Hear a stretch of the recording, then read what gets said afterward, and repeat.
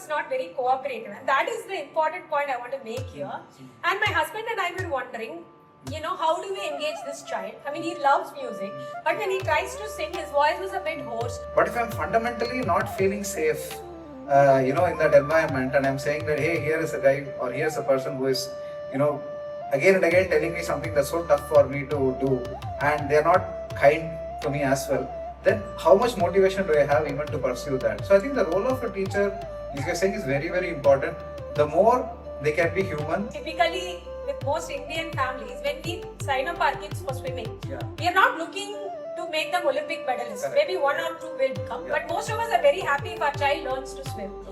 But when it comes to something like the arts, right, especially classical music, I find that there is this little bit of reluctance to do it and make the kid enjoy without necessarily aspiring only for a performance or an arangetam. I think so long as human beings and as teachers, we are very open to try out multiple things and to see what works for the child. It works for the betterment of everybody. You're listening to Tuning In, Conversations on Carnatic Music Pedagogy and Practice, a series brought to you by Vidya Subramanian Academy, co-hosted by Vidya Subramanian and Ramkumar R. Hi everyone, Namaskaram. I'm Vidya Subramanian. Welcome to our new initiative, the Tuning In podcast. Today with me, I have my good friend Ramkumar R, who will be co-hosting this show with me. Ram is a top-notch mridangist and also a CEO coach, and I'm really delighted to have him on the show. Thank you so much, Vidya. Really kind of you, and likewise, very, very happy to do this with Vidya. Vidya has been a very good friend for many years now. Very, very good, well-known vocalist, and more than that, I think she has made a mark for herself in the field of music education through Vidya Subramanian Academy. She's won many awards and she's doing an excellent job. So really, really happy, Vidya, to do this with you. Yeah. So let's talk a little bit about what we are trying to get out of the first set of episodes. Because a lot of times parents write to us asking whether music classes are really helpful, whether it is necessary. Already our kids are overburdened. How does music help? I thought we can start off a little bit on that topic. Yeah, sure, Vidya. I think a lot of parents want to see what their child picks up. Apart from just formal school education, some children pick up interest in sports, some pick up interest in some form of the arts or the other. But it's very difficult to find out sometimes for parents what the child picks up interest in. That point you made about interest is very pertinent, because I think when it comes to classical music, interest is something that takes a long time to grow for most people. If you come from a family of musicians or you have a lot of prior listening exposure, the interest can be cultivated a little quicker. But for many of us who come from other backgrounds, it takes a number of years to cultivate that interest. And sometimes I find that parents give up after a few months of exposure, thinking that their child is not picking up or not interested. What do you feel? Yeah, I also think so. And especially when it comes to our children, we are a bit anxious, right? That we want them to find what they're interested in, etc. I think that anxiety makes us take decisions faster. So maybe we don't let them stay long enough. I think we somewhere compare them to ourselves maybe. As adults, we expect us to maybe take decisions faster. So with the children, I've seen many people don't give them enough time, enough exposure. And also I think with music, right, rather than looking at it as a concrete goal or something that you define very well at the outset, the concept of looking at it as a journey, right? Like my guru Lalgudi Jayaraman sir always used to mention music as a lifelong journey. And I think that is a very valuable thing for parents to understand. You don't really, because sometimes parents ask us, okay, how many years will it take to complete all the levels? And honest answer is, it will take your entire lifetime and still that won't be enough to really master. There's so much to do. But at the same time, one need not worry that it takes a long time, because it's a journey. Just like physical fitness, it's something that you can incorporate as part of one's life. Yeah, I mean, to that point, I remember Lalgudi Jayaraman sir saying once that we are all students. Like maybe if you really want to look at performance, maybe somebody who's like a very well-known performer is probably ahead in the journey, but still a student. Does it really have to be only about going out there, performing, earning a living? or can I just do it just for the sake of, relaxing, having fun? I think all those things play a part. What do you think? I completely agree, because many times I feel, especially in the field of Indian classical music and Carnatic music, a lot of people think that they should learn only if they are of the caliber of a performer or they aspire to be a Yeah. performer. Yeah. And I honestly feel it need not be so. Yeah. It can be a beautiful exposure that one gives oneself or one's child. Yeah. Performance can happen. There are some people who will go on to become performers or professionals, Yeah. but there can be a larger segment of people who just enjoy music for music's sake. Correct. Either spend a free evening at a concert, Absolutely. or just stay at home and sing a few songs. It Yeah. doesn't always need to be like, okay, I should be capable of giving a full-fledged kacheri, otherwise I should not learn. Yeah. And the same applies, especially when it comes to children, right? Yeah. Many parents sometimes think of music as another box to check, rather than that. If we think of it as a beautiful gift Yeah. that we can give our child, and something that will enrich them for their entire life. Absolutely. I think we will all tend to enroll our children in music lessons or expose them to music Yeah. with a broader mindset. But I think you bring a very valid point, especially with respect to music, that too at like a young age. Because if you go into competitive sport, you are expected to compete at a very young age, and therefore maybe a certain sense of you ranking higher, you beating other people, you being better than others and all is kind of ingrained. But to your point, I feel in music that pressure need not be there when especially when you're a kid, right? I mean, if you pick it up and later you want to make it a career, even then it's not like a competitive sport. So I think what you're saying makes absolute sense. Great. And also you made a very good point about sports, right? Like, see, not everybody who plays a sport or a game becomes a competitor or Yes. a professional player. Yeah. But And even in competitive sports, right? yeah, It's that- exactly. Yeah. So you could be a hobby table tennis player or a badminton player or a tennis Yeah. player or Yeah. even a swimmer. Correct. And I think we are all accepting of that, right? Typically, with most Indian families, when we sign up our kids for swimming, Yeah. we are not looking to make them Olympic medalists. Correct. Maybe one or two will become, Yeah. but most of us are very happy if our child learns to swim. Absolutely. But when it comes to something like the arts, right, especially classical music, I find that there is this little bit of reluctance to do it and make the kid enjoy Yeah. without necessarily aspiring only for a performance or an arangetram, which is a nice thing to do if the child has the aptitude and you have the budget and the time. Correct. But if those things don't fall in place, the learning is not a waste. And as you said, with any form of physical activity, it helps keep us healthy. Yes. Helps us have a balanced life. And I feel music is similar that way, right? Yeah. Given the stress of today's life. Yeah. We have an activity like music to come with us. We are less likely to have that kind of pressure that comes from work or academics. We are able to handle pressure better. Yeah. So that is why it comes back to the same thing I felt earlier, that it's a wonderful gift that a parent can give a child, or Yeah. one can give oneself, if Yeah. you're an adult learner. Yeah, and I think the last point you made is so valid, because in a way we are all running around in our life. It's so busy, right? I mean, with work or with other things.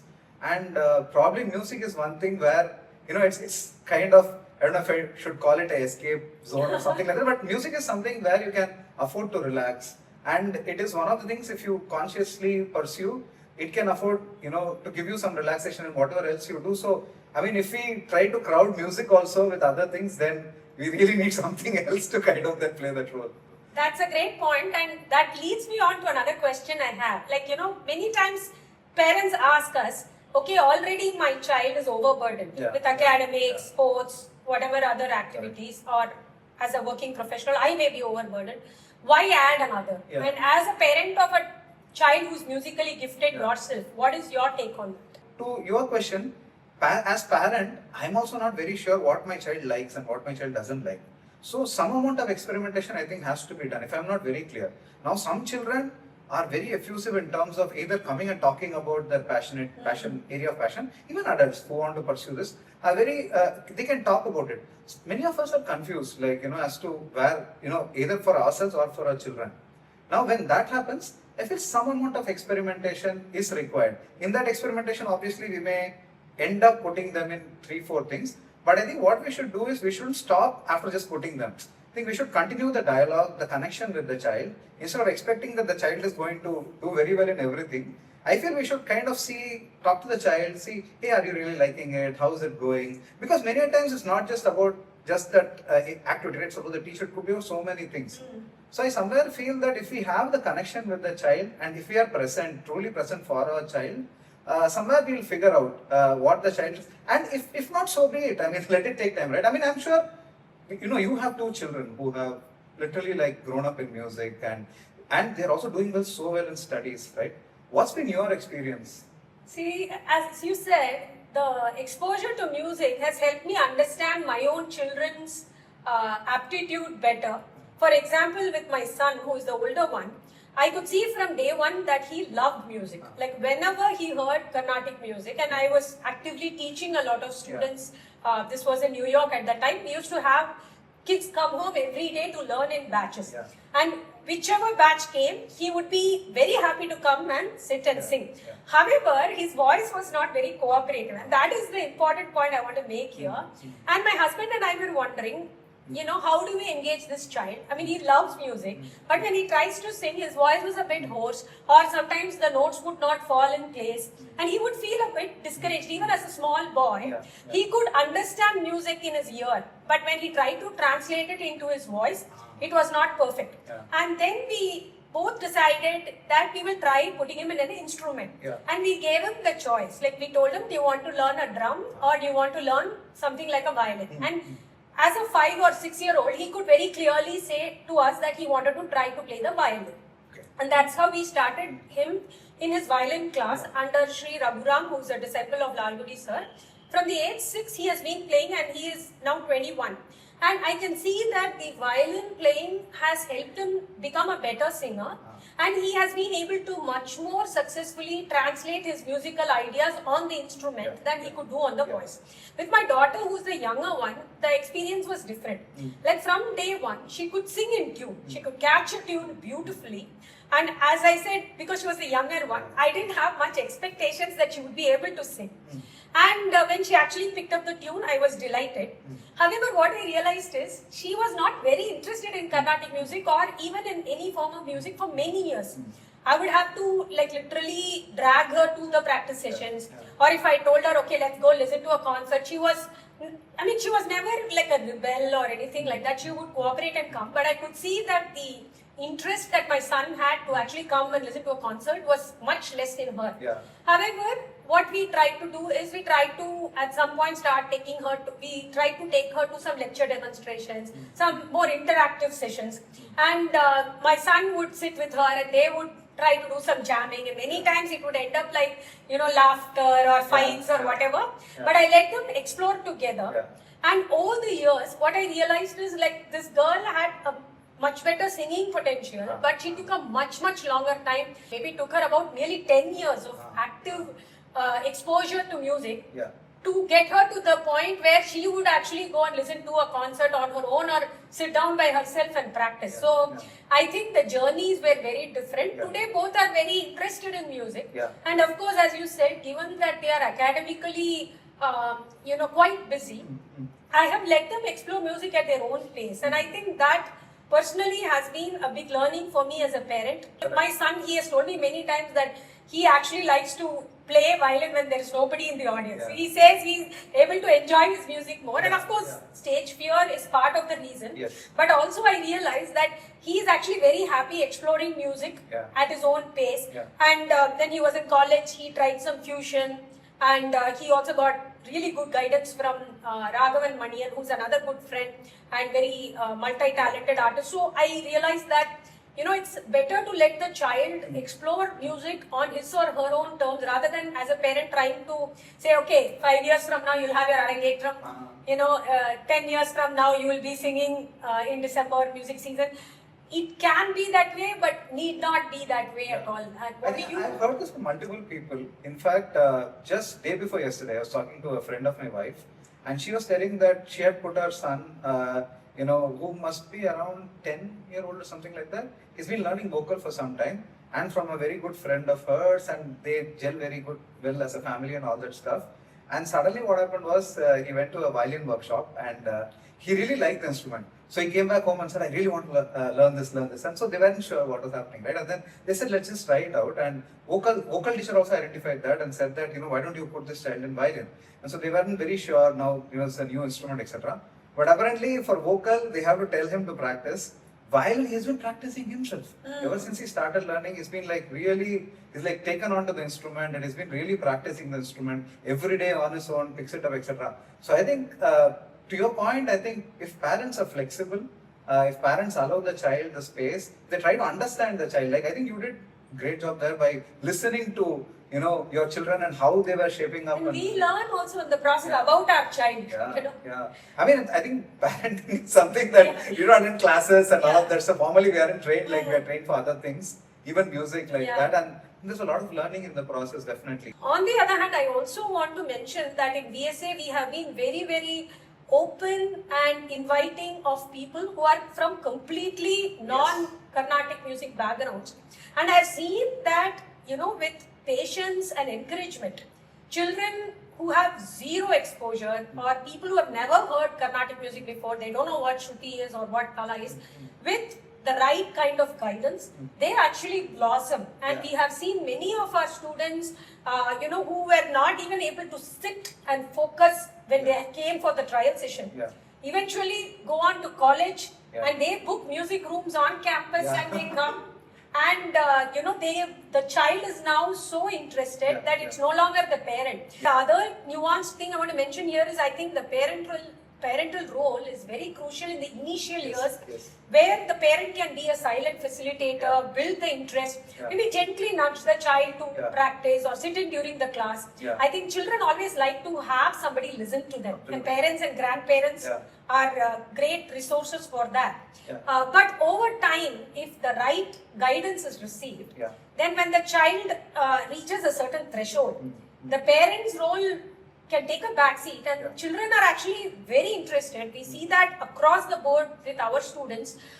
They, wherever they may be, people who started out as primary schoolers who are now in college or working, they initiate the classes and they are very happy to continue.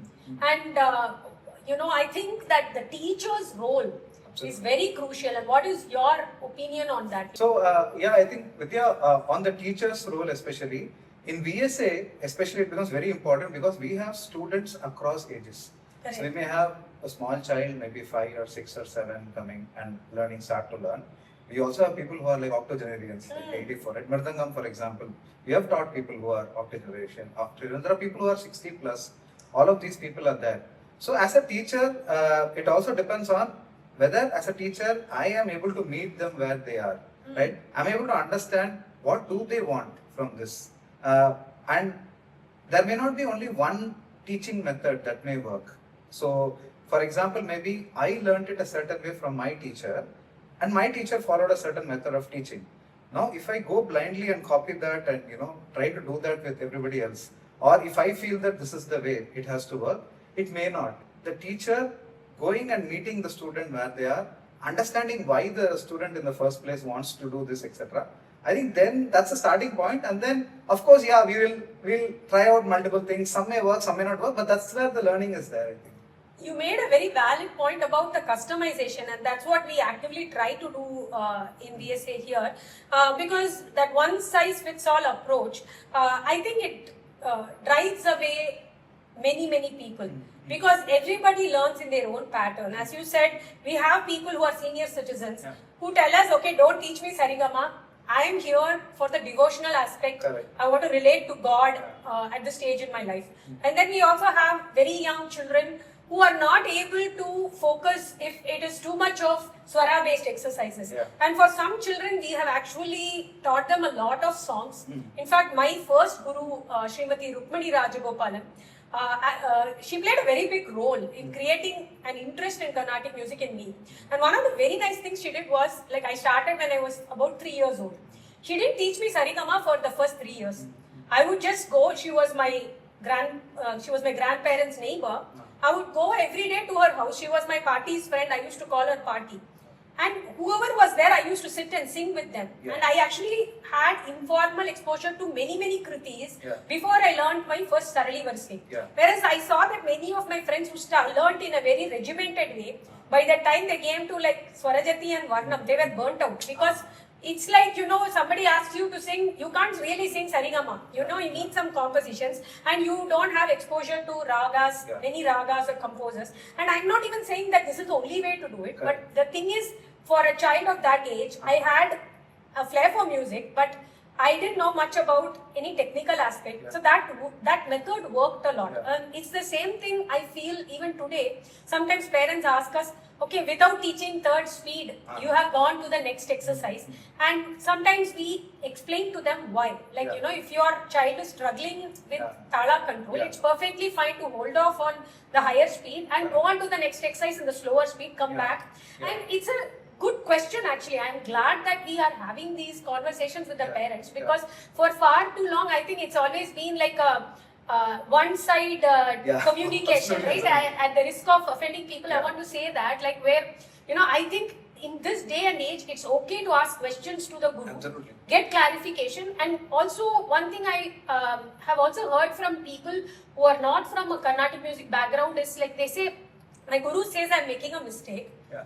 and he or she just repeats whatever she's singing. To my ear, it sounds like I'm singing Yeah. correctly. Yeah. So, what is the mistake I'm making, and I don't know. Yeah. And I think that is again a very pertinent thing that many students have. Yeah. So, it will be helpful if the teacher actually breaks down and says, okay, this is where your tala is going wrong, or this is the swarasthanam, these are the underlying notations for the line you're singing. Yeah. Please correct it, and it's good to explicitly say what you feel. Like today's students need that kind of clarity in the instruction. Yeah. And I think that, like my guru Lalgudi sir was amazing that way. He used to give, perfect notations. Yeah.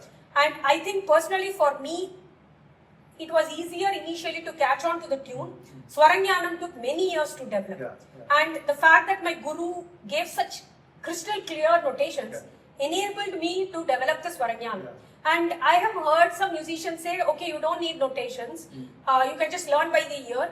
I think that works for people who have an inherent Swarangyanam or who have exposure to learning instruments. Yeah. If you're like me, you don't have either, then I personally feel that actually a guru who breaks it down, tells you what swaras you're singing, Yeah. helps you rise to the next level in your music. Yeah. And I'm sure in rhythm, it Yeah. is similar. What has been your experience as a student as well as a Yeah. guru? As a student, a guru, as well as I think I have a lot of friends who keep talking to me about the path their child is taking, or they themselves are taking in music. Right? Many people come to me because I'm a coach, Yeah. and then they say that, as a musician, I'm having this difficulty. Can you help me? How should I go about it? Can you have a dialogue so that we get clarity? And one of the things I see is that, at the end of the day, we are all human beings, right? However greatest a musician you will take, they'll have their own methods. It will work for some, it may not work for some. I think so long as human beings and as teachers, we are very open to try out multiple things and to see what works for the child, it works for the betterment of everybody. I think you made very, very valid points about the role of a parent also in this, right? The parent has to be open enough to see, okay, how is this relationship working out, right? Yeah. And we'll come to that. But as a teacher, I think it's important that we get feedback from the student. And if the student says that, this is not working for me, this is not a method that works for me, it's important that we change. So I've seen cases where, like you said, where a teacher just sings a long phrase, for like a raga alapana melodic phrase for a long time, right? And then the student is not able to get it. And then they'll say, hey, this is the way I learned from my teacher. And this is the way I'll teach. If you don't get it, let's see when you get it, right? You keep trying. Now, how long, if I don't understand something, how long will I kind of, take? So now maybe I will record this, I'll go and try and practice.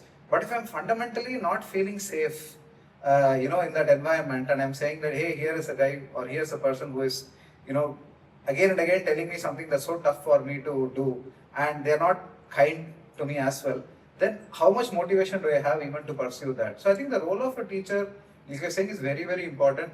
The more they can be human. Like I remember like yesterday's class actually with a student in the US, and we were playing this note called Chapu in Mridangam. So, she just got it the first time. I mean, Mm. and every time she plays tabla, she plays it so perfectly. And so I was like, I told her I struggled for 4 months when I learned to get this sound, and you're getting it so perfectly. So I think I'm being human. That's a That great really point. helps. Actually, I can relate to that as well because I had a student to whom I was teaching how to do Tisra Mina Varnam.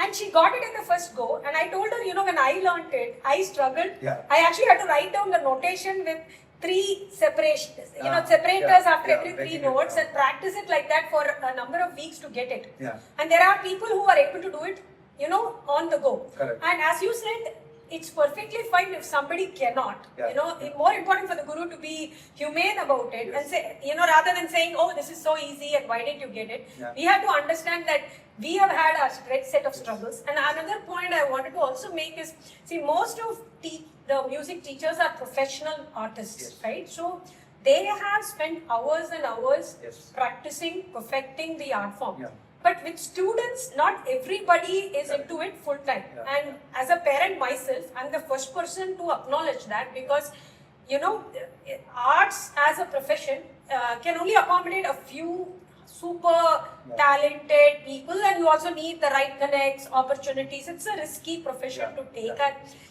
it's not something you can Yeah. decide at a young age. Yeah. So it's okay if there are weeks when they have exams and they're not able to practice. I think a good teacher should, be aware of that type of challenges Yeah. that the child has, limitations in terms of time, and work with the children Yeah. and make sure that they don't give up entirely. Like, sometimes we have students tell us, okay, I'm writing my board exams, Yeah. I won't be able to come for class for a month or 2 months. It's okay. Yeah. But rather than saying, oh, you're going to forget everything, Yeah. let's be constructive and say, okay, week by week, let me give you some homework Yeah. where you set aside maybe 20 minutes a day or 1 hour a week. Yes. Do that. That way you're in touch with your music. Yeah. Come back after your exams.